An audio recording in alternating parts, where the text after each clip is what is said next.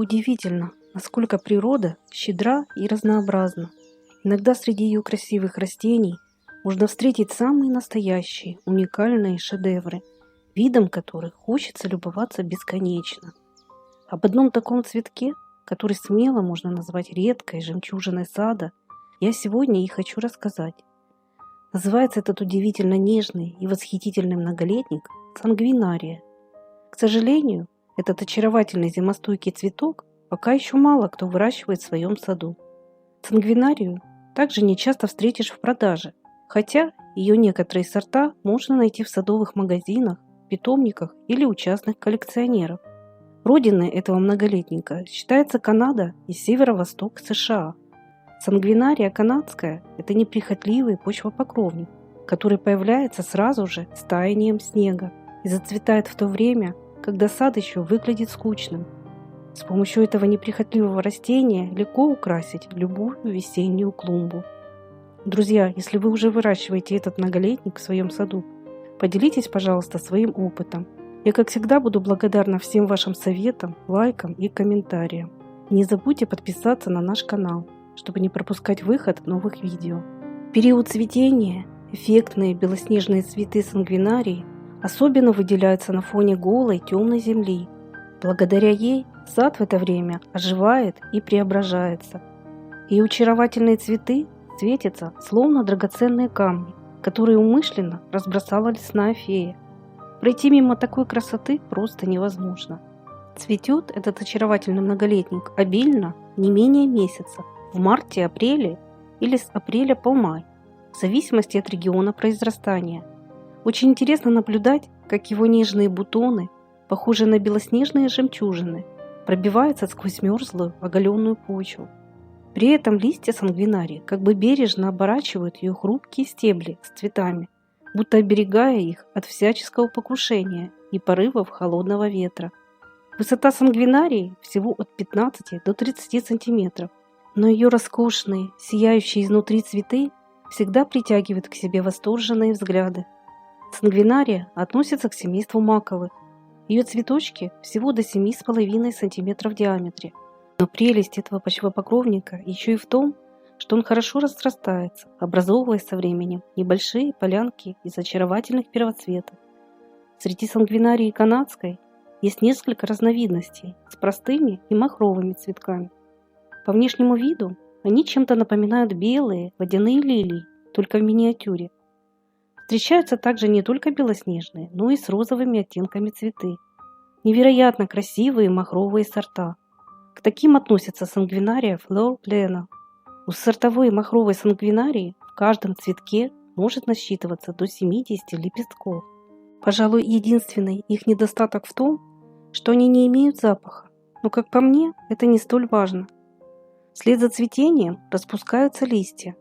Они интересной светло-зеленой окраски, с серо-голубым покрытием и рельефным рисунком в виде прожилок. Их форма округлая и резная. Пышные листовые розетки сангвинарии выглядят декоративно даже без наличия ее эффектных цветов. Однако надо иметь в виду, что в середине лета этот почвопокровник прекращает свою вегетацию. Его листики начнут отмирать, а место посадки постепенно оголяться. Поэтому спланируйте высадку сангвинарии так, чтобы к этому времени ее прикрыли рядом растущие соседи по клумбе. Возможно, это будут низкорослые хосты, крупнолистные брунеры или гейхеры. Цветы сангвинарии также будут красиво сочетаться со многими садовыми первоцветами, например, синей хианодоксой, мышиными гиацинтами и другими. Этот очаровательный и с виду нежный цветок поражает не только своей редкой красотой, но и выносливостью. Удивительно, но сангвинария способна выдерживать морозы до минус 40 градусов, причем даже без снежного покрова и укрытия. Она также крайне редко поражается болезнями и вредителями. В общем, это довольно неприхотливый и живучий цветок, который еще и хорошо разрастается благодаря своему корневищу. Несмотря на свои скромные размеры, этот многолетник имеет мощный разветвленный корень толщиной до 2 см. Кстати, если его повредить, из него станет выделяться оранжево-красный сок, который североамериканские индейцы использовали как краситель для боевой и ритуальной раскраски тела. Сангвинария совершенно неприхотлива в уходе. Она легко приспосабливается и успешно растет на разных участках, хотя предпочитает влажный, питательный и рыхлый грунт с кислотностью от 5 до 7 pH. Она любит расти в полутенистых местах. Если выбирать для нее место, то ее лучше высаживать под кронами лиственных деревьев и кустарников, где обычно всегда рыхлый и питательный грунт с хорошей влаго- и воздухопроницаемостью. А вот где ей точно не понравится, это на болотистых, переувлажненных и кислых почвах. Кстати, в полутени ее цветение будет дольше, нежели на открытых солнечных участках. Прелесть этого первоцвета в том, что он красиво и обильно цветет даже в тенистых местах. Именно поэтому его часто высаживают под высокими деревьями для декорирования приствольных кругов. Нежные, ослепительно-белые цветы сангвинарии не только украсят тенистый сад, но и слегка осветлят и визуально расширят территорию. Кстати, этот выносливый многолетник без пересадки может расти на одном месте не менее 30 лет. Вот такая она с виду нежная, но по характеру стойкая и живучая сангвинария. Но и у такого растения есть свои особенности. Сангвинария не любит, когда повреждают ее корневище. Поэтому при высадке этого растения всегда это учитывайте. Также нельзя глубоко рыхлить место посадки этого многолетника, дабы не повредить его поверхностно расположенный корень. При особо серьезных повреждениях сангвинария со временем может даже погибнуть. Еще один совет. При покупке растения всегда обращайте внимание на то, в каком состоянии его корневище. Оно должно быть здоровым и без признаков повреждений. После посадки молодые деленки в первое время придется притенять и вовремя поливать. Также не лишним будет замульчировать место посадки, так как их поверхностно расположенные корни не выносят длительного пересыхания почвы. После, когда растения хорошо укоренятся и приживутся, подобный уход уже будет не нужен. Сангвинария способна самостоятельно запасать влагу в своих толстых корнях. Этот почвопокровник можно легко размножить с помощью деления взрослых растений, а именно их длинного корневища. Важно, чтобы на отдельном отрезке длинного корня присутствовали ростовые почки, из которых и начнут развиваться молодые растения. Только имейте в виду, что сок этого многолетника ядовитый.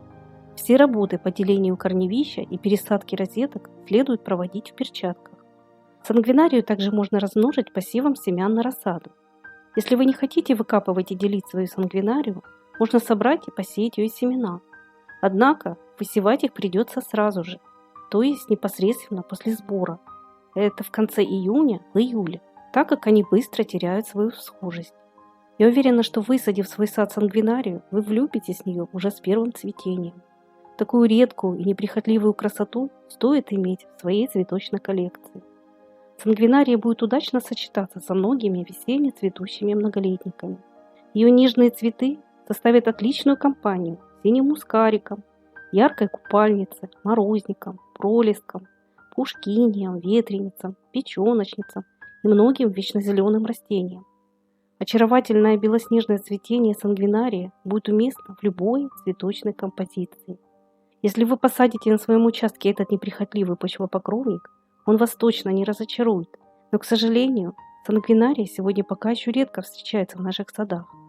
Однако будьте уверены, если вам все-таки удастся ее приобрести и размножить, очаровательные полянки этого первоцвета привлекут не только ваше внимание, но и очаруют всех ваших гостей и соседей.